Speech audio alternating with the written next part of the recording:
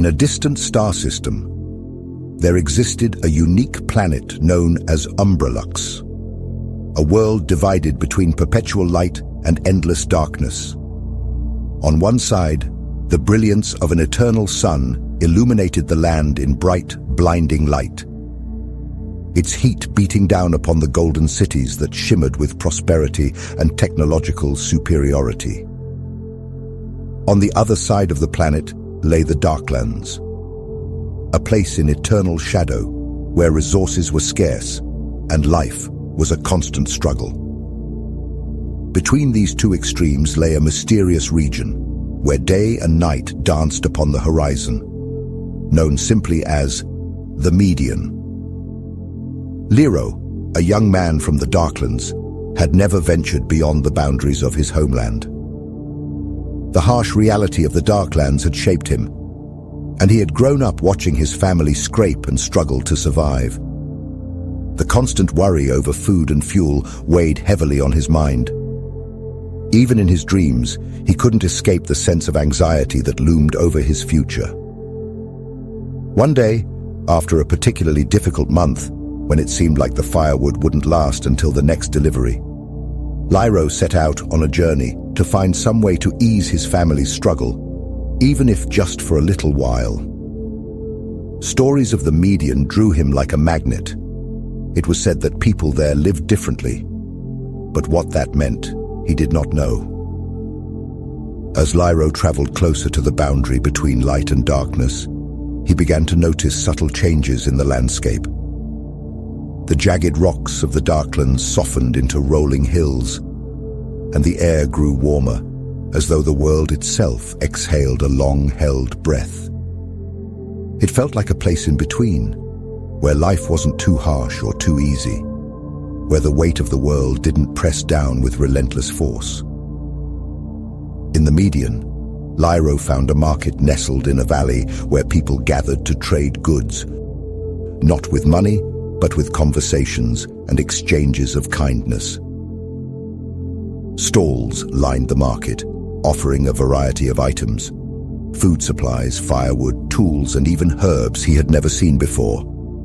Lero wandered among the stalls, his eyes wide with wonder, observing the people around him bartering in unfamiliar ways.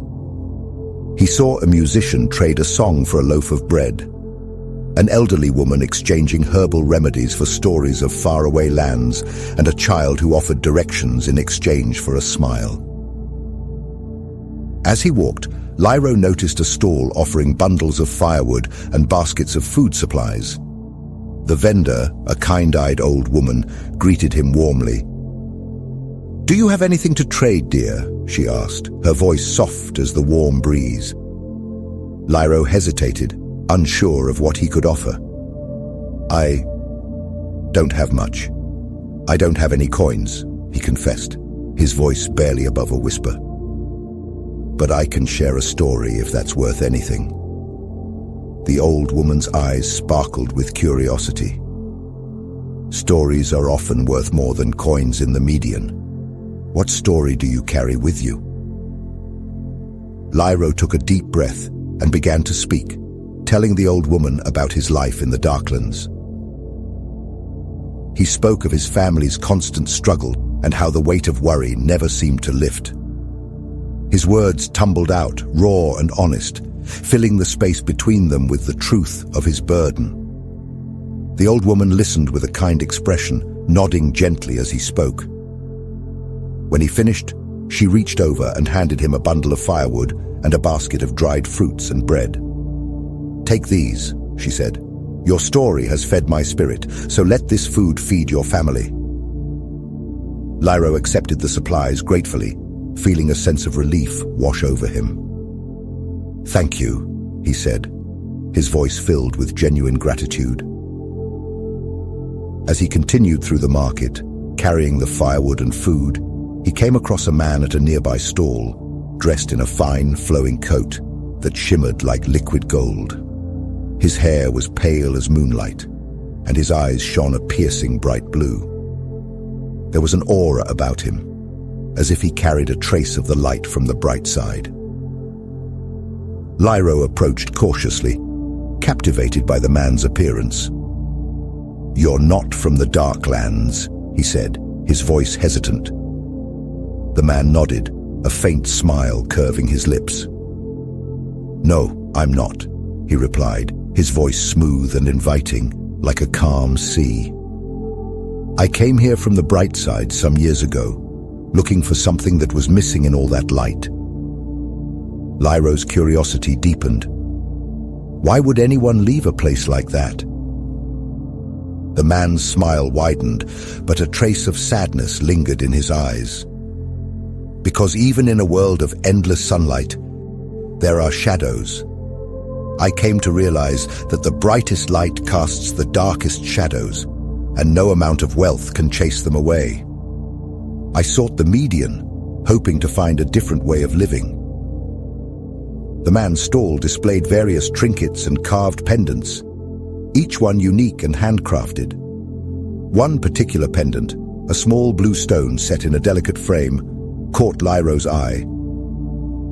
"It's beautiful," Lyro murmured, reaching out as though to touch it.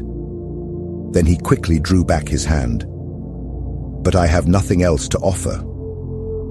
The man's eyes twinkled. "The median has taught me that not everything valuable can be bought or traded." "Here," he said, picking up the pendant and pressing it into Lyro's hand. "Take this as a gift. It's a reminder that even when the world is dark, there is always a spark of light to be found." Lyro stared at the pendant, then at the man. "But why give it to me?" "Because," the man replied, "sometimes we all need a reminder that there is more to life than struggle. You've shared your story and eased someone's spirit. That, in itself, is worth far more than you realize." Lyro held the pendant in his hand, its smooth surface cool to the touch, as if it held the essence of the median itself. It was a symbol, not of wealth or value, but of connection and hope. As he made his way back toward the Darklands, Lyro encountered others along the way. A traveler who shared a meal with him in exchange for directions to a hidden path. An artist who sketched him with the pendant as a memento. In each encounter, he found that the true value of life lay not in what was possessed, but in the moments that connected people, even across worlds divided by light and dark. That night, as Lyro's family gathered around the warmth of the fire, sharing the food he had brought back, he held the pendant close. The weight of worry was still there, but it was lighter, and that, for now, was enough. As you drift into sleep, take Lyro's journey with you, a reminder that life's most meaningful treasures aren't measured in wealth or possessions. Instead, they lie in the quiet moments of connection, the small acts of kindness, and the light we share with others even when the world feels dark. Like Lyro's pendant, let this story be a gentle spark that lingers, bringing you warmth and hope. Rest now, knowing that even the heaviest burdens can grow lighter when carried with a heart open to life's simple gifts.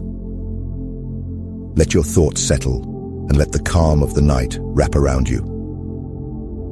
The challenges of the day can wait. For now, you are here, safe and at peace.